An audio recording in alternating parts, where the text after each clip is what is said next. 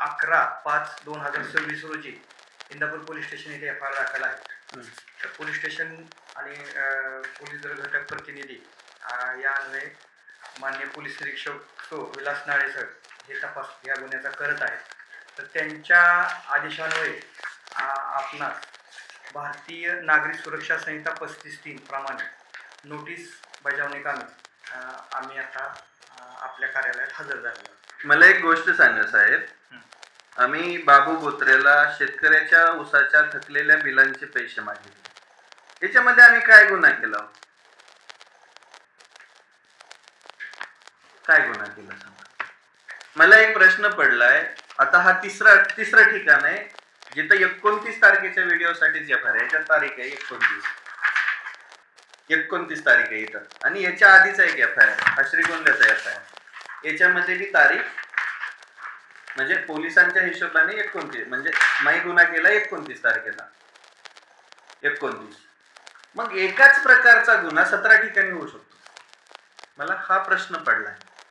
माझं तपासात 100% सहकार्य आहे, माझी कोणाला अडवणूक नाही, काही नाही. पण प्रश्न हा पडतोय की पोलिस नेमके कोणाच्या याच्यावरती काम करतात आणि कशासाठी करतात? ह्या काय म्हणतात ना, ह्या 17 कारखान्याच्या युनिटने 4-4 लाख टनाचं ऊसाचं गाळप केलंय. त्या शेतकऱ्यांचे पैसे थकवलेत, ऊस वाहतूकदारांचे पैसे थकवलेत, कर्मचाऱ्यांचे पैसे थकवलेत. तो माणूस रोज पोलीस स्टेशनला जातोय, कोणाच्या मार्फत तरी तक्रार दाखल करतोय, त्रास आम्हाला देतोय. मला सांगा, याच्या तपास कामी तुमच्या पोलीस स्टेशनला यायला मला खर्च नाहीये का? माझा दिवस वाया जात नाहीये का? पैसे तर शेतकऱ्यांचे भेटणारच, त्याच्यासाठी आम्ही 1000 वेळा इथं तक्रारी दाखल करून झालाय, पण नाही. माझ्या प्रश्नाचं कोणाकडेच उत्तर नाहीये. इथल्या डिपार्टमेंटकडे नाहीये, इथल्या व्यवस्थेकडे नाहीये, इथल्या प्रशासनाकडे नाहीये. पण रोज माझ्या ऑफिसला येऊन पोलिसांकरवी अक्षरशः अमानुष छळ चालू आहे.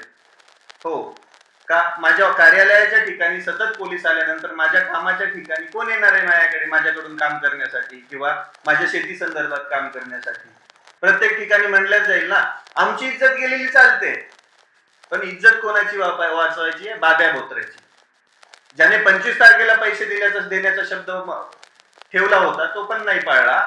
आणि ही वस्तुस्थिती आहे, कोणाकडेच उत्तर नाही. इव्हन दो पोलीस स्टेशनला गेल्यानंतर बी उत्तर नाही आहेत माझ्या प्रश्नांची. ही इथली व्यवस्था, ही इथली कायदा आणि सुव्यवस्था, आणि हा आहे महाराष्ट्र.